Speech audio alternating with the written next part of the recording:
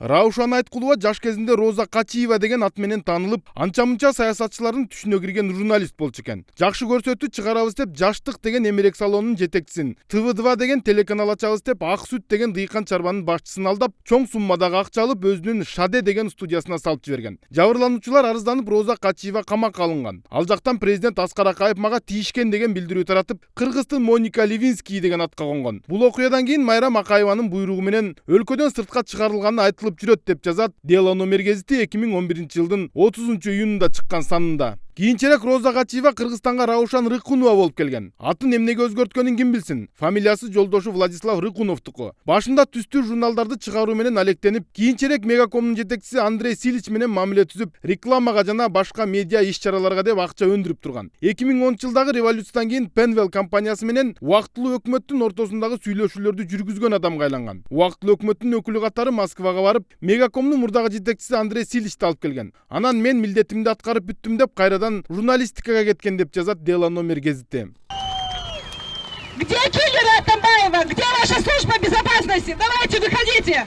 Стреляйте в народ, как вы убили Джургалбека Сурабалдиева!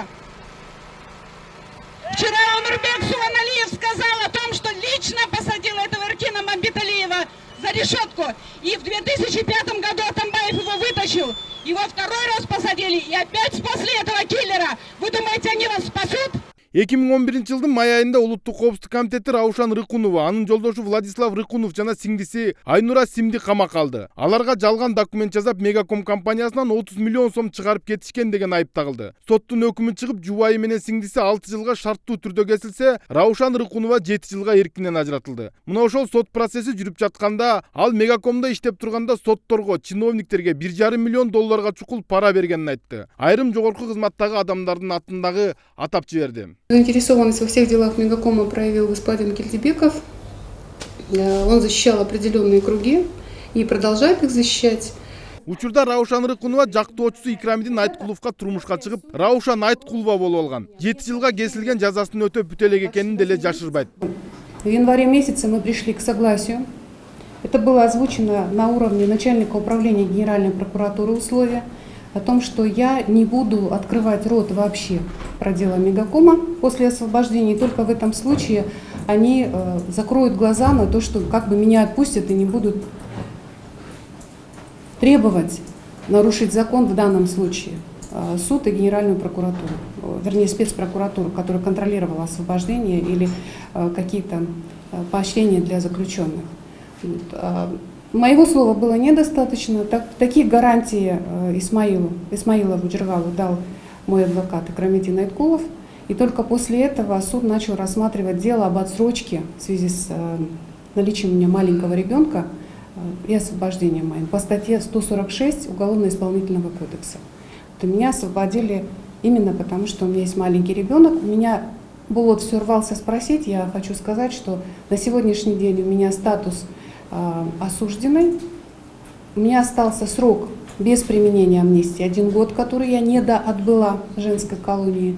Эгер баласы 14 жашка чыкканга чейин мыйзам бузса, кайра камалат. Демек Раушан Айткулова азыр илинчекке илинип турат. Мурда бийликти сындап келген айым дароо эле Өмүрбек Текебаевди каралаганга өткөнү дагы ошондон. Я никогда не говорила, что Текебаев получал взятку. Вы это хотели услышать? Жаза мөөнөтүн кыскартып, эркиндикке чыгуу үчүн ар бир эле адам жанталашат. Бирок буйрукту жакшы аткарам деп жатып, ашача биринчи сүйлөгөн сөзү, экинчи сүйлөгөн сөзүнө дал келбей, боткосу чалынып калды окшойт. Я о Текебаеве сейчас говорю другое. Текебаев руководит вообще последние 5 лет, начиная с осени 2012 года, Текебаев руководит практически этой компанией.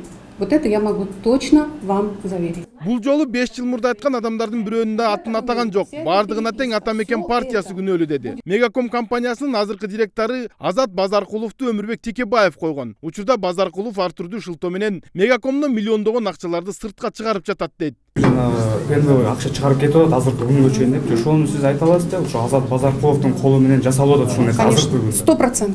100%. Биздин күч органдары, укук органдары далилдей албай атат. Жок, мен 2012 жылдан баштап жыл сайын депутаттарга кайрылгам, счетный палатаны киргизип, выемка жасап, ушунун бүт баарын мониторинг жасап текшергиле деп. Бирөөсү дагы кыймылдаган жок да.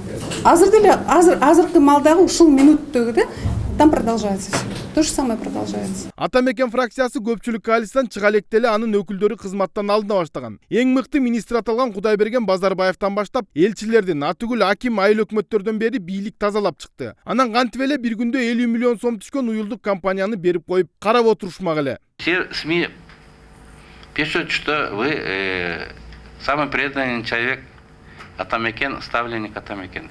Я бы просил, чтобы вы публично это опровергли. Я никогда не являлся ни членом никакой партии и до сих пор не являюсь. Мы когда-нибудь с вами встречались? Нет, не встречались. Это первый раз, да? Первый раз я вижу. Да. Азат Базаркулов Ата мекен партиясына тиешем жок деди. Анда Раушан Айткулов айткан миллиондор ким аркылуу чет өлкөлөргө чыгарылып кетип жатат. Раушан Айткулова ким экенин билип алдык. Бийлик оппоненттерине каршы ыплас нерселерди ишке ашыруу үчүн түрмөдө отурган адам менен деле кызматташа бере турганын дагы билдик. Ал эми Раушан Айткулова Мегаком маселесин бийлик дагы оппозиция дагы бийиктен туруп караш керектигин эскертти. Белгисизден документ издеп эле бияктан издесе сатып турбайбы, доктор? Конечно. Что такое Белиз? Это, я говорю, это просто то, что, подарил Пенвал, чтобы здесь передрались все между собой. Болот Абдыжапаров, Ринат Элиманов, Сентябрь.